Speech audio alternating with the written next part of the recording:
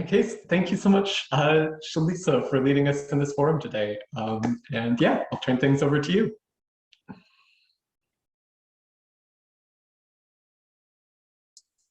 I just want to make a couple disclaimers at the beginning that this is only an hour and there is a lot of information. So I tried to go a little bit too deep at the beginning and then kind of started to pull back because I know how much discussion ends up happening. So I don't know that we'll make it through everything, and I didn't, put all the notes into all these pieces, but as I finish this, I'm happy to send it out with more detail and more links, and there's so many videos that go along with it as well.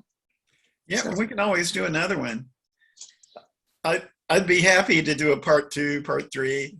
I mean, I should let James speak for ARE, but 400 years of Quaker history, and you got plenty of material. I should definitely say that as I was going through this, I would think, oh man, that's so interesting, and I would put it in the notes, and then I later would think, would anyone else find that interesting? Should that actually be in this? So there might be a lot of things that. Yeah, and also we'll put up the recording of this, and that would be a good place to put references and links and things like that, because I do that maybe Monday or Tuesday. I'll get it up on the website. So send me stuff and I'll fix it up for you.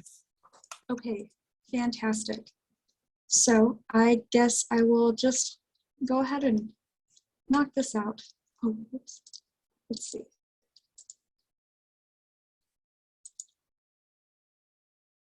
All right, share screen. Can someone enable the screen sharing,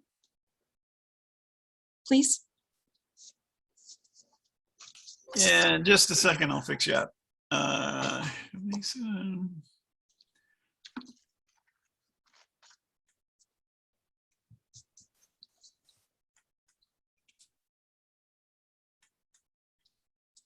Okay, did that do it for you? I think so. Yeah. Can everyone see? Yes. Okay, fantastic. All right, so we're going to start with the overall context of what was going on before the Civil War in England. And I think that a lot of time, every time I look up information about Quaker history, it often starts with the Civil War, and it's really focused on George Fox. And I know that most of the information that we have is from George Fox, and there's not necessarily a lot of writing from just common people. But as Quakerism progresses, we know that it is the people are the church. And so the people who are being spoken to by George Fox are the ones that are being converted. And I think that it's important to understand where they came from. And what I mean by that is the politics and the way that they interact with religion leading up to that Civil War really opened people up to the idea that they couldn't necessarily trust people telling them what to think, because it was constantly changing. They would say, oh, this is the right way, and then a new monarch would come and say, no, this is the right way. And it was back and forth in a single lifetime. So you could have 3 different right ways that were supposed to be divinely correct, and it's constantly changing back between Catholicism or then there's Calvinism, and each monarch in that time period just really shifted it one way or another. And when we think of American politics and there's the separation of church and state, we still have there is a little bit of religion still there, but it's not as obvious and so intertwined as it was then. And I think it's quite obvious whenever we look at pre-Charles I. So from 1491 to 1547, that's Henry VIII, notorious Henry VIII. And in 1534, that was the first act of supremacy, where he comes in and says, nope, I am going to be the end-all be-all of the Anglican Church. I disagree with everyone else. I need to be the head of this. And whenever he passes away and Edward VI comes in to play, he has Calvin-infused Protestantism, which Calvinism, the main takeaway from this, from where I'm going with this, is that there are pre-selected people that are going to make it to heaven. And there's not really a chance outside of that to be someone that is going to make it, to heaven. If you're not one of the pre-selected, then that's not going to be the case. And I think that made it a little bit inaccessible for a lot of the general population. So we start with, Henry VIII, and then we're going to Calvin-infused Protestantism. Then when Edward passes away and Queen Mary I comes back, it's reactionary Catholicism because she's Catholic. And there's some other wars erupting at the time. And as Elizabeth I takes over after Mary, she retracts a little bit and says, we're going to do the middle ground. We're the Church of England, which is going to be, sorry, I have extra notes. She says this is going to be the middle way between Calvinism and Catholicism with vernacular worship and a revised book of common prayer. So she's trying to make it more accessible for everyone. And she did not have an heir. And so James VI comes along, who is also James I, which was a little bit confusing to me because he was James I in Scotland, but then James VI in England and Ireland, which I thought was pretty neat. And he was raised Catholic, but wasn't Catholic, and people were a little bit suspicious of him. So he came down pretty hard on Catholics, and that's where we get the gunpowder plot, which I don't know if you all have seen V for Vendetta, but they say, gunpowder plot. They talk about that a little bit. That's kind of where this comes from, where they found a dissident Catholic, Guy Fawkes, under Parliament going to blow it up because there had been some issues with Spain and they were persecuting Catholics. They were not allowing them to openly worship. And so after this gunpowder plot and an attempt to blow up Parliament, James I came down even more harshly on Catholics, and no one really trusted them. And this is also the King James of the King James Bible. So they rewrote that and decided they were going to add some books and take some books away, and reinterpret some things to get rid of some of the discrepancies between different versions. That way it would all agree with what the Church of England was promoting. Now, this is 1491 to 1620 is only 130 years. So that's two people. So your great-grandparents could have gone through the Anglican Church to Protestantism and Calvinism and then Catholicism and then back to the Church of England, and then different variations of that Church of England, and finally having it standardized. And I think, at least for me, even my great-great-great-great-grandparents, it's still, Protestantism, not such big swings in religion. And for the common person who's just trying to listen to a priest and then a preacher and then back and forth, I think that would be a little bit unsettling through that.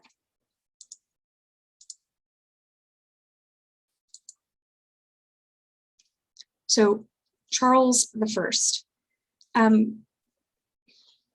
Pull up my other notes on this.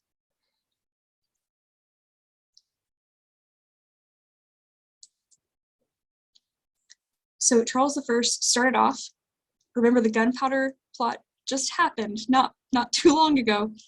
First thing he does is marry someone who's Catholic. Didn't really put him in the best light with the people. They weren't a big fan of this, and there are lots of potential disputes happening with France and Spain. So he decides that he is going to start taxing all of the coastal regions to maintain a navy. And he does this without asking Parliament. Parliament's not really okay with that. He also tells the Scottish people that they need to start using the Book of Common Prayer, which leans more toward Catholicism. It's not Catholic, but it leans more toward those ideals. And at that time, the majority of Scotland was Calvinist. Like that was where they were leaning. So they didn't take too kindly to that. And then Parliament says, hey, you can't issue these taxes. Like that's not all right. And he decides to dismiss Parliament. He says, no. If I can't issue these taxes, then I don't need a Parliament. Parliament gathers and issues grievances back against him, and he's royally offended and decides to arrest 5 members of Parliament. Parliament doesn't agree with this, and he decides to get the Royal Army involved, and this is when the Civil War kind of breaks out. For a little bit more context, a little bit more detail on the timeline that we're talking about here, I think it's important to know that Charles I,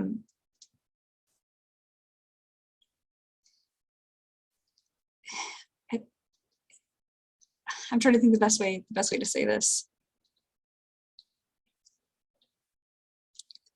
Because he needed money to finance this war with France and Spain, he keeps having to call on Parliament to do things, and then they don't do what he likes, then he dismisses them. And it's back and forth. And dismissing them is kind of, disbanding and saying, I don't acknowledge your presence anymore. But every time he does this, he then turns around and does something to upset the people or to issue another tax. And it's just a constant battle of him doing the bare minimum to quell rebellion, and then once that rebellion is quelled, turning around and doing something to incite it again. And so when the Civil War does break out, a key figure here is Oliver Cromwell. He was elected to Parliament for the 2nd time, and he had been openly criticizing Charles's taxes and the level of corruption in the Church of England. There's the main reason that he's calling Parliament this last time is because they're having issues with Scotland, and there's rebellion there because of all the religion that he's pushing there with the Book of Common Prayer, and with I'm trying to remember the name of it.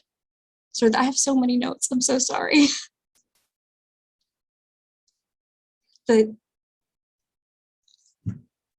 He's also reissued the 39 Articles into the Church of England, which is another bit of evidence towards his Catholic leanings. So people are a little bit concerned about that as well.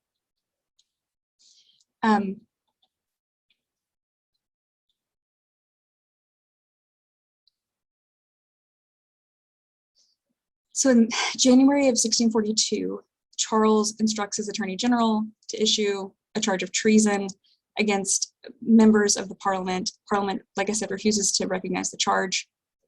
And Parliament, the 5 men in Parliament who were charged fled, and Charles then removes himself and his family from Whitehall to Hampton Court. And at this point, Parliament decides to start raising its own army, and then there are lots of battles, and this is all going on. Now, the political part of it is really detailed out, but I think the part that really I thought would be focused on with the early Quaker history is that during this Civil War that goes on, for these years, this is similar to the American Civil War in that it's fought in people's backyards. Like, it drastically affected so many of just, the everyday person. During the 1640s, a higher proportion of English people were killed in the English Civil War than died in the First World War. Yeah, nearly 4% of the English population died in this war. And it wasn't only bloody and brutal in its battles and skirmishes, but it affected ordinary people in their everyday livelihoods because people had soldiers quartered with them. People were attacked. They were caught up in riots. Soldiers would steal livestock, cattle, and sheep. They'd lose their land, and their ties were being cut to the elite, and they were able to put out their own version of religion and their relationship with God because people couldn't, nicely gather and go to churches because that could be attacked. And so people were a little bit removed from administrated religion. And that really kind of opened up some of these opportunities for, as you know, George Fox is traveling and talking to people, they haven't been meeting regularly. A lot of the people that they would typically have, you know, spent time with, maybe those people aren't there anymore, or, you know, they can't travel as much as they used to. And so they're pretty isolated. So people start to develop a more personal relationship with their own notions of morality and the way in which they live their lives, and their relationships with their neighbors, and their relationships with their God and their religion. So I just like to imagine for a moment the chaos, the daily chaos that people are undergoing for, you know, years and years. And then prior to that, they had their religious chaos just back and forth with every new monarch. And the only thing that they could trust was the morality, and now the morality isn't there either because their lives are just being destroyed, and for no real purpose other than who should really be in charge of the country. But either way, they don't get to be in charge because it's either Parliament, which the only people who can vote at this time are landowners, but the people who are most highly affected don't own land. So it's a constant barrage of what you know to be true being taken away.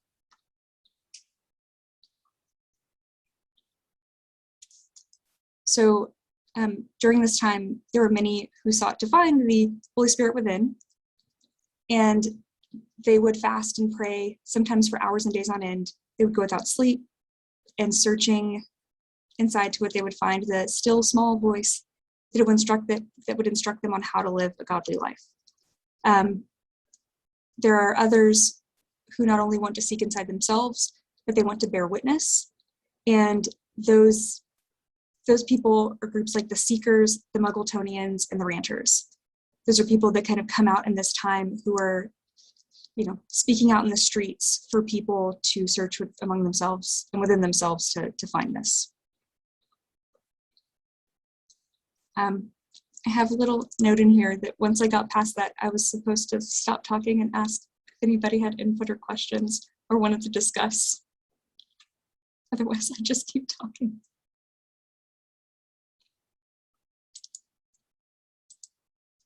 Does anybody have any questions or input or notes? I'm sorry, I'm just a little nervous. I want to know what comes next, please. You're doing fine. Keep going. Yeah. Okay. So, you go. I have 4 screens in front of me, so that's why I'm kind of looking all over the place. I have like a battleship of notes and timelines. It's like a crazy conspiracy plot over here, like red strings connecting things. Okay. So, to kind of go back to big picture as far as Quakerism and not just political upheaval.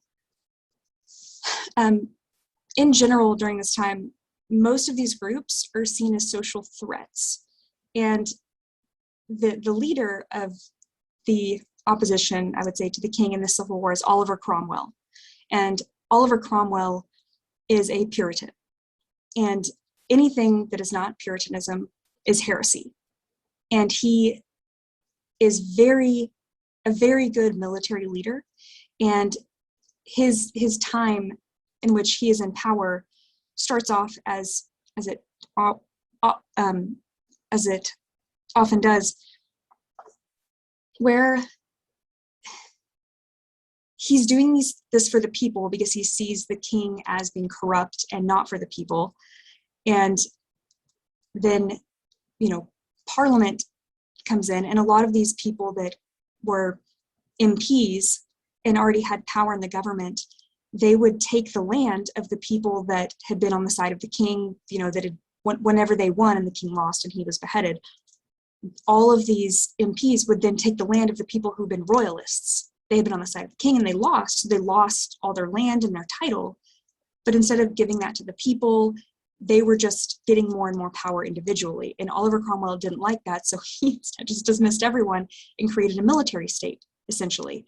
He said, all right, the military is great, but instead of promoting landowners and people who are already powerful, I'm going to promote common people, blacksmiths, and people who are actually good military people. But, which, great idea, but he also wanted to make sure that they were zealots. Like, he wanted to make sure they were as fervent about religion as they were. So now what you have are people, you have a religious military that is kind of inducing tyranny upon this, so much so that the people decide to reinstate the monarchy in 1616. They bring back Charles II.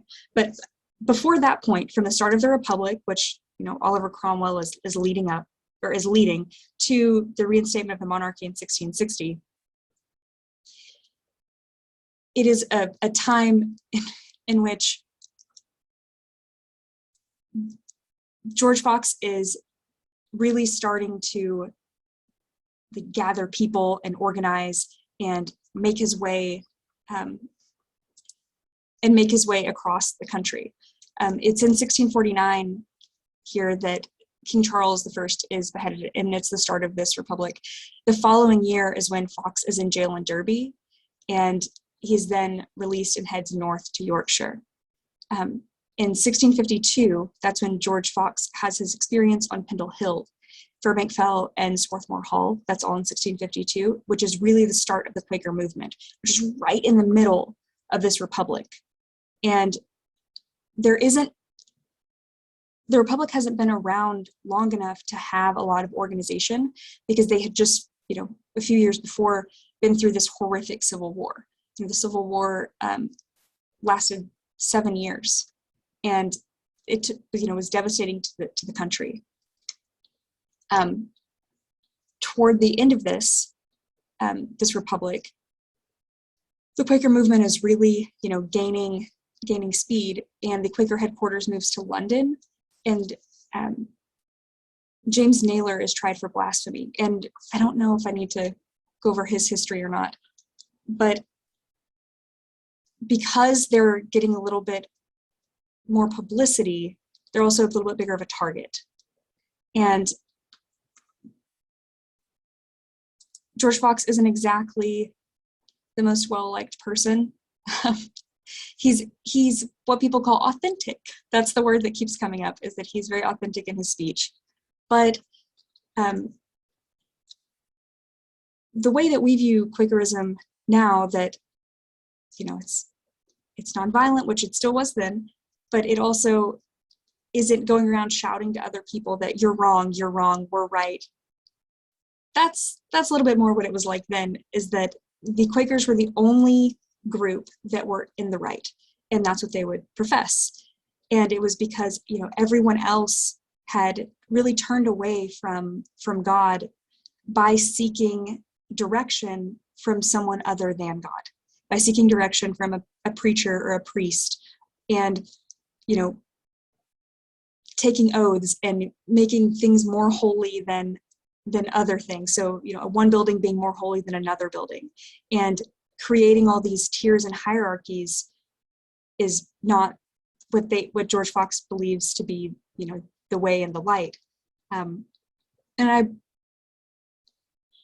think that during this time period, there are a lot of significant figures that come into play, like Margaret Fell and Thomas Fell. And although Thomas Fell was not a Quaker, he still does, I think, play a pretty big role. But because the Quakers are not the only group that are, you know, that are gaining momentum during this time period, I think it was a little bit easier for it was a little bit easier whenever there were so many small groups that are trying to gain momentum rather than just one group. Because with Cromwell wanting to kind of shut down any other religion or, trying people for heresy, it's hard to just pick one. Like if you smash one down and more will come up because there's just one more group that's going to come up in its place. And by having the Seekers and the Ranters and the Muggletonians and the Quakers and, the Shakers and all these different groups, it was a little bit more difficult to just put a stop to all of them when they weren't necessarily organized. So I don't have notes in each of these individual sections because they aren't grouped in this way. They're grouped more political and then religious. So I'm trying to kind of merge them together. Right, so back here. Put my next page.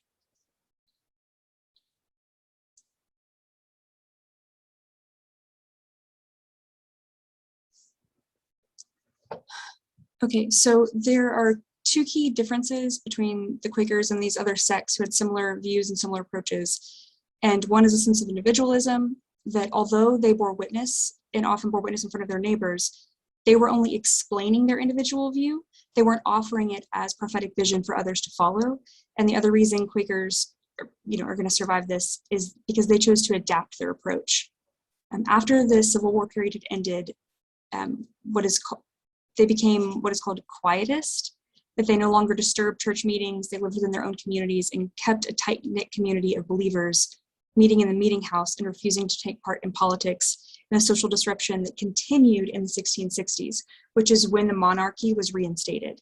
So the monarchy is reinstated, and basically because of all of the upheaval that started the Civil War, they are really trying to shut down any of the other groups, and now they have the power to do so because there's a real leader and they're unified. Parliament and the monarchy are unified. The people are unified with them, and they're going to shut down any other group that are going to come and really stand up to them.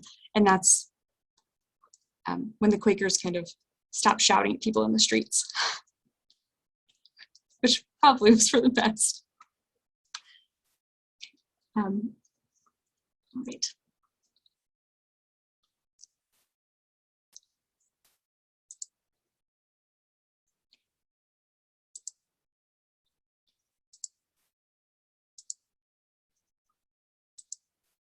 Sorry, I have to pull this up as well. I have too many things. Okay, in my notes here, before I get to the Quaker Act outlawing Quaker worship, I have a note that there's likely going to be discussion. I don't know particularly about what, but does anyone have any questions or would like more detail on any specific piece of this, or need some help lining out some crazy lines?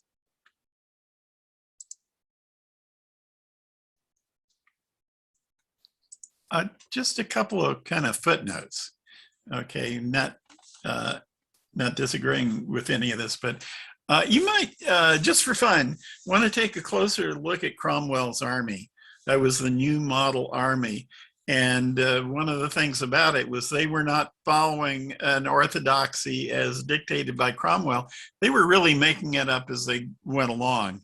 And as a result, there was lots of ferment and religious debate and all that stuff.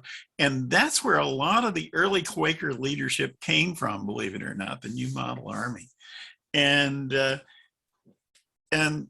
because they were associated generally with the Puritan movement, when Charles II came in, the Restoration, as you've pointed out, was the most repressive, particularly against Quakers, and largely because of their association with Puritanism and Cromwell and so on. And that's, the people imprisoned. I mean, it was mass incarceration for the Quakers in this period from Charles II through the Tolerance Act in the 1680s. But That's just a footnote. You're doing really well. Thank you.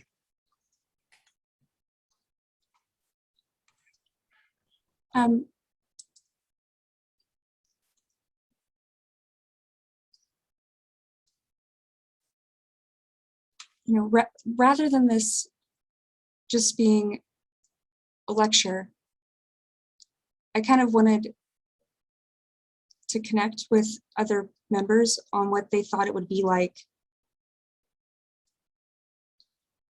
to have survived the Civil War and gone through these questions of morality, and then hear someone like George Fox or one of the traveling preachers speak about Quakerism, about looking inward and what that might be like. Mary.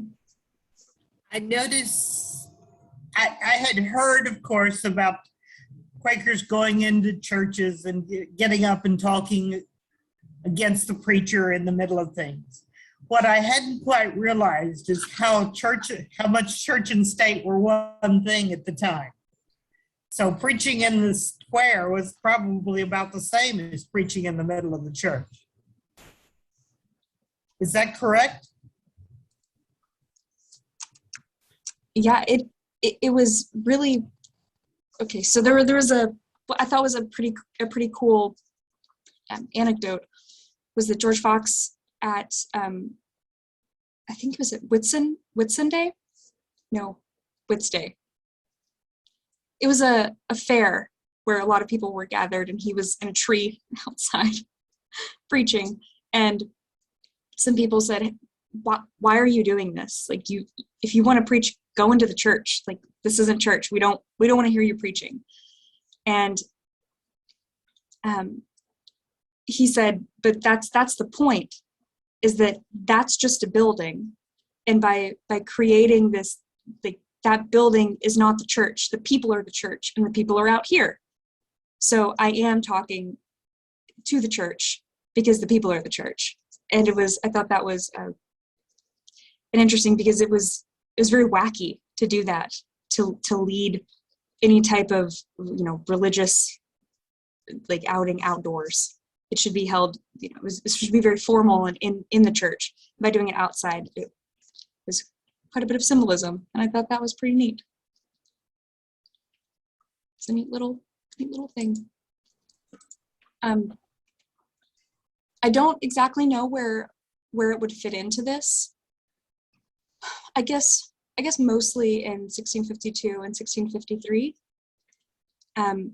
whenever the so-called Valiant 60 go out and they start, going to other areas. They start through the north. Well, actually, mostly Fox is through the north and the northwest in 1652 and 1653. Then they begin to go south. And as I was reading through this, I would come across questions, and those questions would have answers. So this whole piece here is about itinerance, or just traveling and speaking. And it seems that even though we know that George Fox traveled a lot as a young man, and that was really important to the Quaker movement, then his travels did carry on after that. And these early journeys kind of set the pattern for the way that all of this kind of spread out. And all of this is happening during this, between the start of the Republic and the death of Oliver Cromwell. And I didn't really think about this whenever I first heard it, but as these people are traveling, I think England is about the size of Texas or so, like the greater England. And so whenever we're thinking, okay, they went all the way up to the northwest, and then they went all the way down to Cornwall, and they're doing all of this, and how did they travel? Because no one's paying tithes. These people would have to have a little bit of their own money. And so they're traveling mostly on foot and occasionally on horseback, but usually in pairs. And it's not just men, but it's men and women. And so the pairs of women together, and the fact that they were on foot, left them open very frequently to charges of vagrancy. And vagrants were unwelcome because they would become, an expense on the parish. And that would lead to them being arrested, imprisoned, and sometimes banished. So that wasn't really the most fun part. But they, of course, were kind of seeking out other people that would be sympathetic to their ideas. But they're often encountering people that are just very hostile towards them. There were two women, Elizabeth Fletcher and Elizabeth Levins. Fletcher was only 16 years old. They had, were going south to share the message of Quakerism, and they were arrested, imprisoned, and whipped out of the city by civic authorities. And then, they wrote that wasn't the best of times, and they considered going back because they thought it was important to spread that message. So after they had, kind of spread the message through England, they spread it through Wales, Scotland, Ireland, and Northern Europe. And they also had meetings established on the island of Barbados and in North America, New England, New Jersey. And they met really high levels of hostility from Puritan settlers in America, to the extent that there were 4 Quakers hanged in Boston between 1659 and 1661. They had previously been to Boston, and they'd been banished on pain of death if they returned, but they returned. So, they thought their mission was that important. Yeah. So, this idea of, well, if traveling was so difficult, you have most of it's being done by foot, and it's really risky on how they're going to be well received, because it's not like you could just call up someone in that town, the town gossip, and say, who would be the most receptive to this message? They're really taking a lot of risks whenever they're doing this. And so why are they doing it? Well, the historians really kind of think that because Quakers thought of themselves as bearers of truth, it was important to them to spread it on the world. And where this movement started, it was really necessary to be on the move. They couldn't stay in any one place for too long. And they wanted to take this word to other communities. And there was a lot of discussion in this group about the Christian symbolism around travel and journeying, and the Gospel of Luke defining Christ by his homelessness, and that the Son of Man has nowhere to lay his head, but that foxes have their holes and birds have their nests.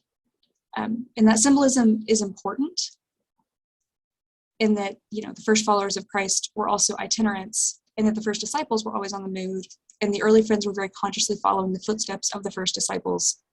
And they thought of themselves as kind of returning to these practices of pre-organized church Christianity. They were trying to get back to these roots. And while there are similarities, like in the idea of, not mimicking, but honoring some of this, like primitive Christianity, that's the term that they use. I don't know if that's really the right term. There are also ideas of this sort of mimicking pilgrimage, except that Quakers don't really have a place they're not trying to go to a certain place. So, is there similarity between pilgrimage and Quaker travel? There are things in common, and that they were trying to leave behind the comforts and distractions of the world to live more intensely in a spiritual domain, but they're also not really interested in a holy destination. There's no sense of consecrated ground, and there's nowhere in the world that's more holy than anywhere else. So that differs from the idea of a pilgrimage, because there is no specific holy place. Their idea is more that they're traveling, and their mission is to spread this information, because it should be everywhere, and that it's all equal. And that their important message was rather to turn the light inward rather than to direct it to a certain place. So I thought that was an interesting idea, especially since itinerance is really the way that they got it out so much. Originally, people thought of the north of England as being godless because it was very rural. And by Quakers traveling and spending time one-on-one with people and making these travels. And I would say, I don't know if I would say an evangelical way, but it didn't matter how far the distance was. Like every person was equal. It wasn't important to turn one person or to turn the other person. They treated every person equally. And out in the North, everyone was so distant. By going to these rural communities and then coming back and reporting that they were not godless, that they were wonderful, kind people, it changed the perception of the North in this like central of England, and it also endeared, the North to the Quakers, which I thought was pretty neat, the way that they turned that around. Does anyone have anything to add? Those, like Terry, any notes? Barbara, you're on mute.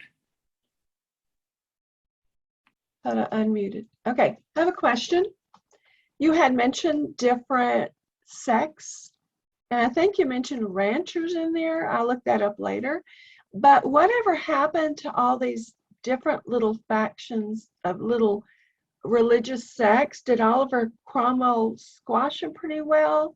However, Quakers and Shakers continued.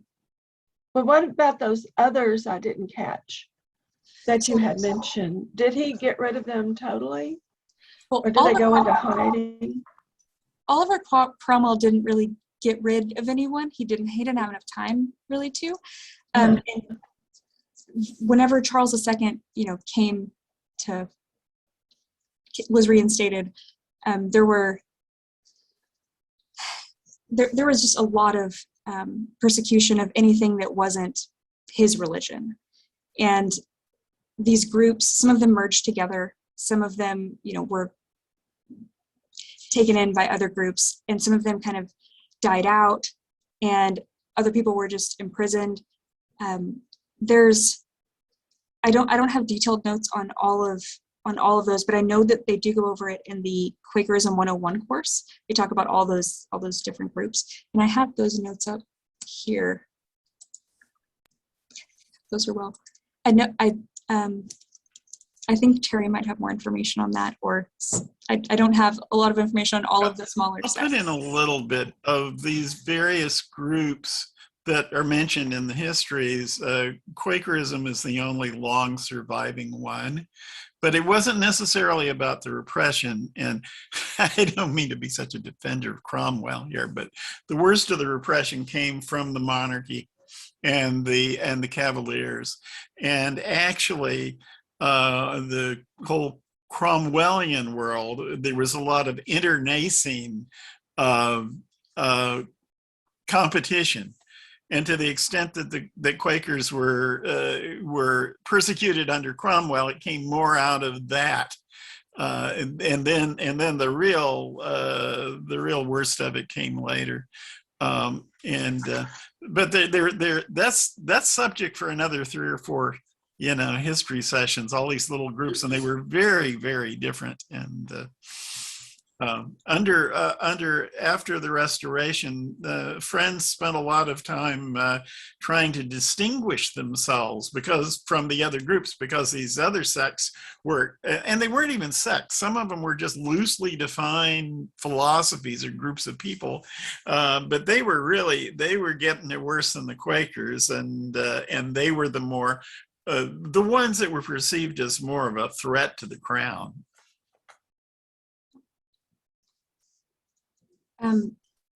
Just an interesting factoid.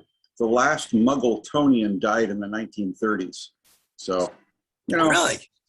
Yeah. I got interested in them and kind of looked them up, and there was a big fight over the archives because he had the archives. Yeah, I had no idea that there was, surviving archives into the 30s. That's amazing.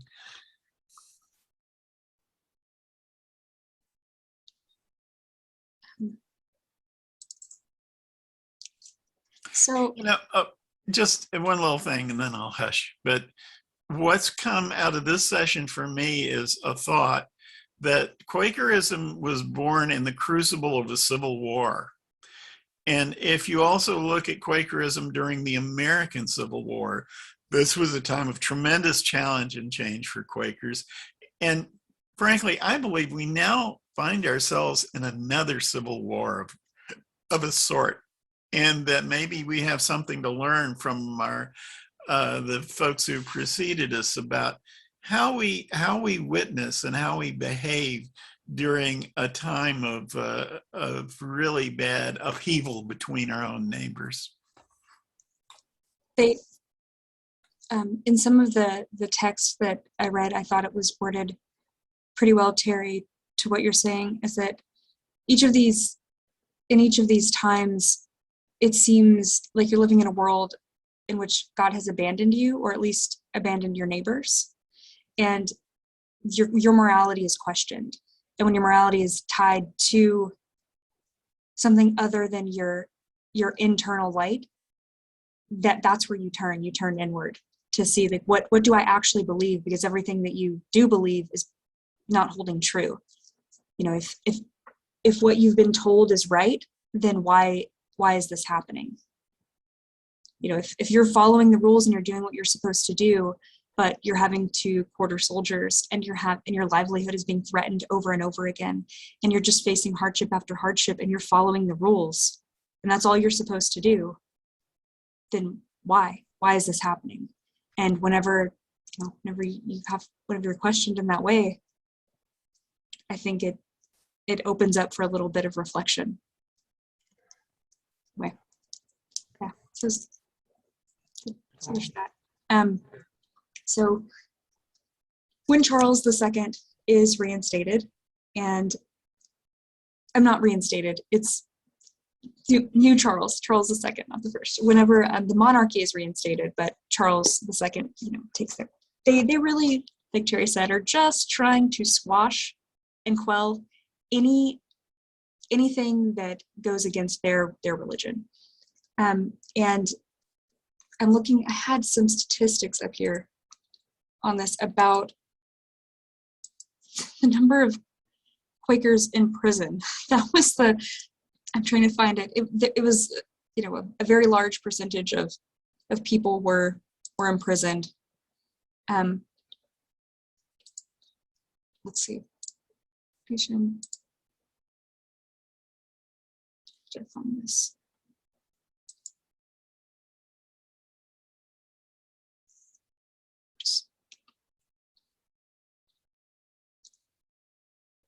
I apologize for the time period here.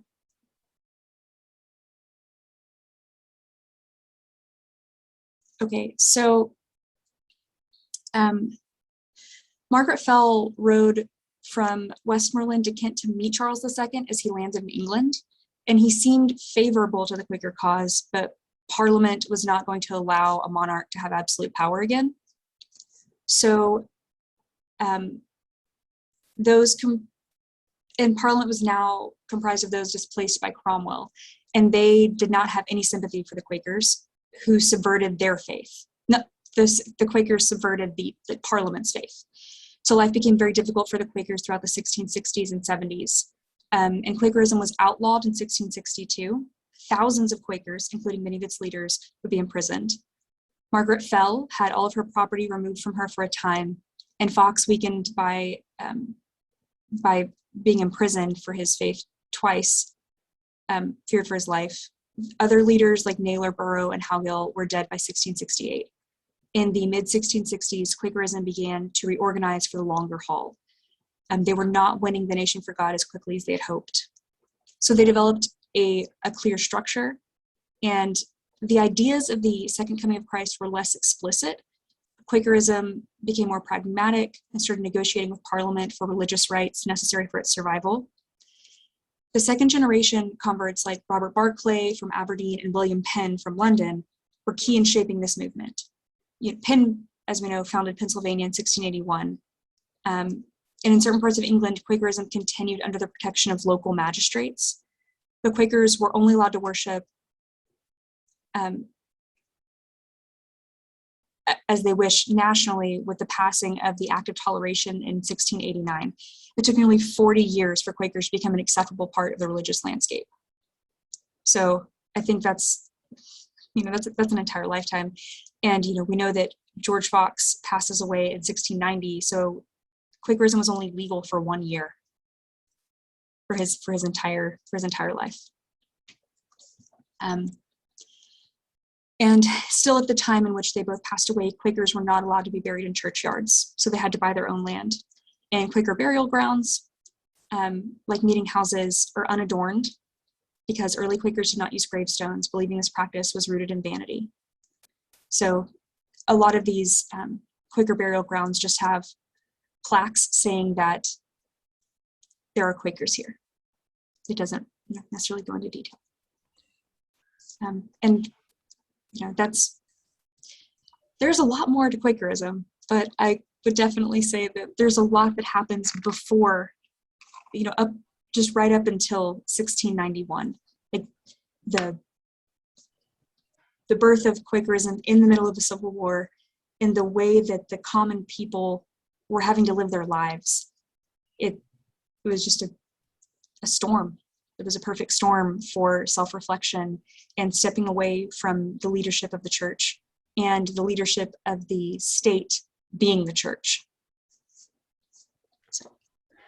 Thank you so much, Shalisa, for leading this forum this morning. It was very wonderfully informative. And yeah, gosh, if you are interested in doing more Quaker history forums, we would love to have them. I think they're always good. Such a good thing to review and think about. And I feel like I learn every time we come back to this material. So thank you. I do have links and timelines and notes that I'm more than happy to send over and share, and some videos as well that should kind of put some of this together. So, okay, thanks. Thank you. That was just great.